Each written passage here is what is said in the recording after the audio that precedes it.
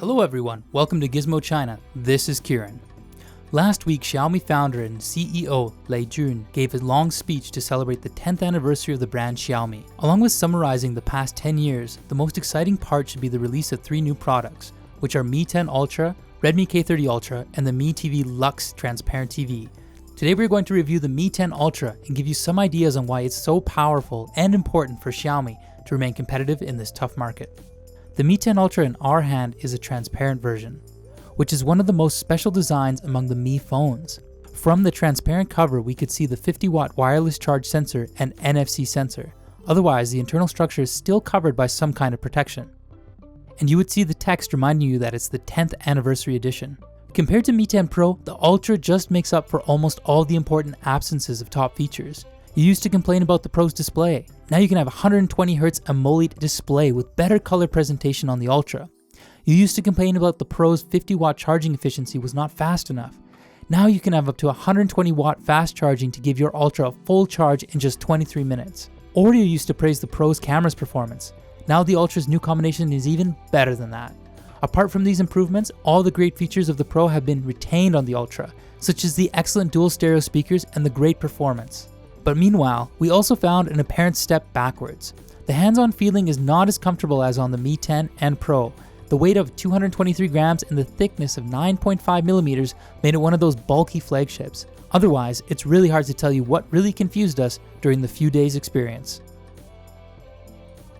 Let's look at its improved display. Although the Ultra's display panel is no longer from the famous supplier Samsung, it still got improved with 10 bits color outputs and 120Hz refresh rate based on the same level of color accuracy.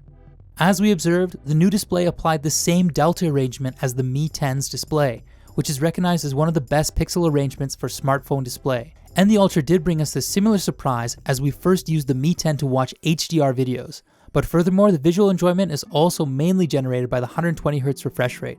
Not just do we need it for better system fluency and smoother gaming experience, but also we could use it to watch the original 120Hz professional videos without image loss. Well, for low frame rate video play, unfortunately on the Ultra, we did not find any frame interpolation solution as the MEMC solution that we saw on the OnePlus 8 Pro. As for gaming, the game boost is obvious as the higher refresh rate and higher sampling rate of the display eventually release the CPU's performance and make the most of the Snapdragon 865.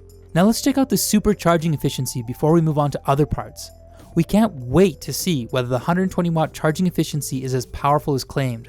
The included charger is the first one that can achieve over 100 watts charging efficiency. As we connected the charging cable, the image of power collection showed a visible charging speed that we've never seen before. It's pretty insane that it only takes around 9 mins to get half power of the 4,500 mAh battery.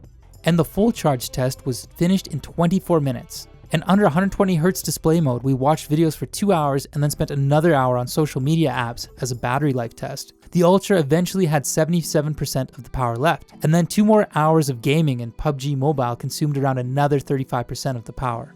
As for its performance, according to the results of running benchmark apps, it's really nothing different from what we got on the Mi 10 and Pro. And let's move on to the gaming test. In PUBG Mobile, although we unlocked the 120Hz frame rate, the Ultra retained at 120 FPS for a while and then automatically shifted down to the 60 FPS frame rate. It's probably because the phone detected a heating problem and attempted to remain the phone at a more stable state. The average frame rate for PUBG eventually remained at 76.9 FPS, which is not an excellent result for a phone running Snapdragon 865, but it shouldn't be a problem for the Ultra to run PUBG at stable 60Hz.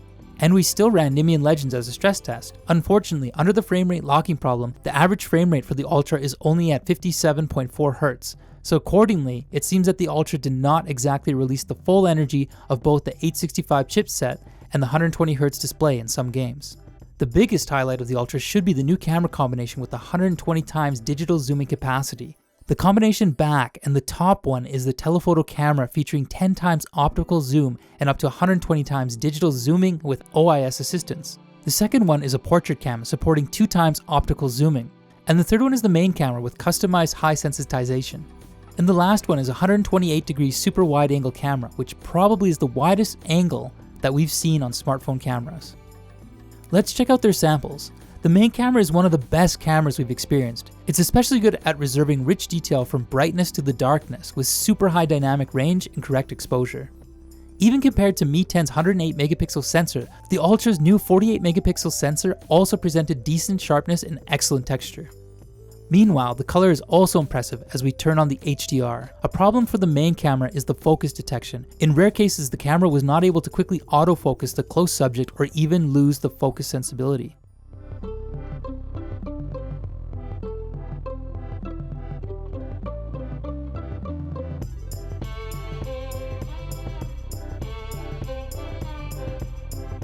The portrait camera is also an important improvement. The bokeh effect is so smooth and natural, and the edge detection of the subject is usually pretty accurate when handling relatively simple background and edges.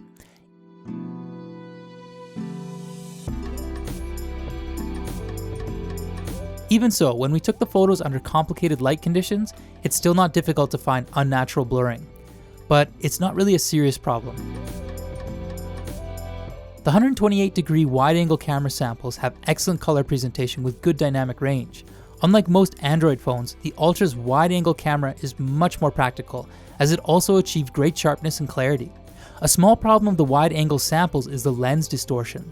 We are not surprised that the edge distortion may occur to the samples as they have quite a wide-angle view at the same time. But we have to say that under most conditions, the wide-angle samples and main camera samples could apply the similar white balance to each other. But sometimes the white balance of the wide-angle camera seems not as stable as the main cameras, and thanks to the f2.2 big aperture, the wide-angle camera still performed well under low light conditions. And then let's move to night shooting of the both wide-angle camera and the main camera. No matter for which camera, the night samples have almost all the great advantages of a night mode that we used to mention in previous reviews. Yes, it has brighter and pure images than the normal mode, but it also neutralized the exposure between brightness and darkness. It reserved rich detail for both to achieve a wider dynamic range. Meanwhile, the noise control is just perfect, and it can also be ranked as the best type among the night shootings by various smartphones.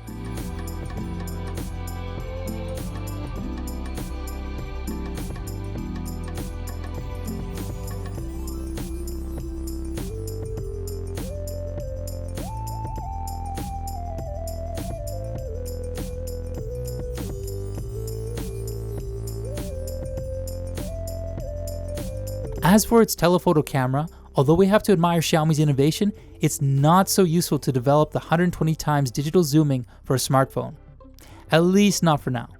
It's just like a promotional stunt for the 10th anniversary edition, but doesn't show much value to the number 120. However, they turned their advertising focus into the optical 10x zooming. It would definitely impress users with the great image clarity and excellent optical stabilization.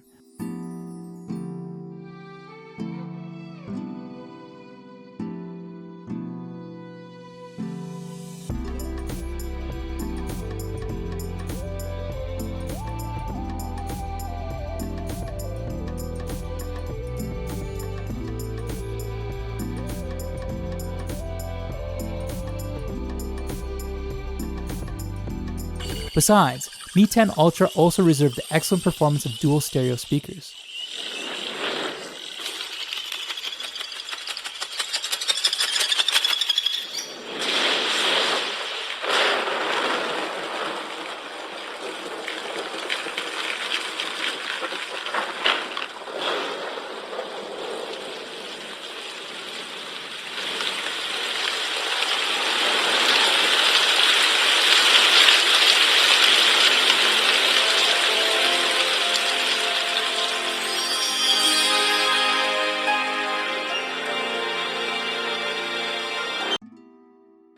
So that's it.